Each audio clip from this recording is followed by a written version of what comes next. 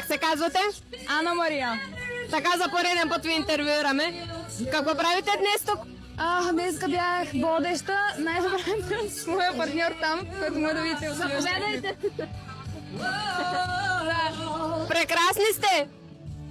Благодарим. Какво правихте днес тук вие? Бяхме водещи, както дамата каза. Да. Море или планина?